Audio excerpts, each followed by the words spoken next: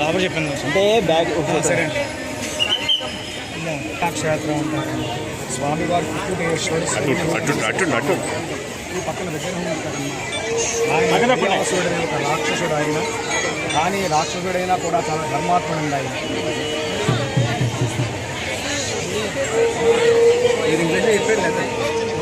హిందీలో చెప్పారు, హిందీలో చెప్పమంటే హిందీ కాదు. ఆయన రాక్షసుడు అండి, కానీ విష్ణు భక్తుడు. విష్ణుమూర్తి గురించి తపస్సు చేసేటండి ఆయన. విష్ణుమూర్తి ప్రత్యక్షమైతే నా శరీరం పవిత్రంగా ఉండాలని రాక్షసుడైన ధర్మాత్ముడు ఆయన. ఆయన చుట్టూ ఉండే పరివారం ఆయన తెలియకుండా ఎక్కడ యజ్ఞాలు చేస్తూ ఉంటే అక్కడ బాధ చేస్తారని, అందుచేత ఆయన సంహరించమన్నారు. బ్రహ్మ విష్ణు మహేశ్వరుడు ముగ్గురు బ్రాహ్మణ వేషంలో ఆయన దగ్గరికి వెళ్ళి వర్షాలు పడాలి, యజ్ఞం చేద్దాం, వచ్చాం నీ శరీరం మీద అంగీకరించండి. ఆయనకి ఆయన అంగీకరించి తన శరీరాన్ని పెంచి పడుకున్నాడు. హృదయం మీద హోమగుండం పెట్టి యజ్ఞం చేస్తారు. 7 రోజులు యజ్ఞం చేస్తాము, 7 రోజులు కదలద్దన్నారు.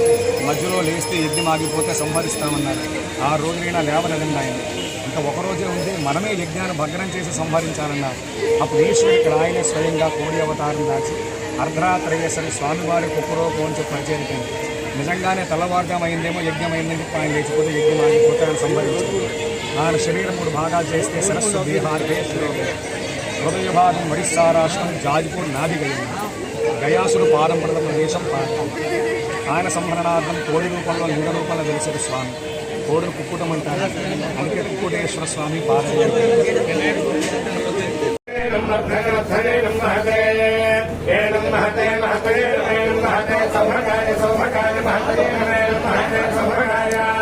महते सौभगाय सौभगाय महते महते सौभगाय विश्वे विश्वे सौभगाय महते महते सौभगाय विश्वे सौभगाय विश्वे विश्वे सौभगाय सौभगाय विश्वे विश्वे सौभगाय सौभगाय विश्वे विश्वे विश्वे विश्वे विश्वे विश्वे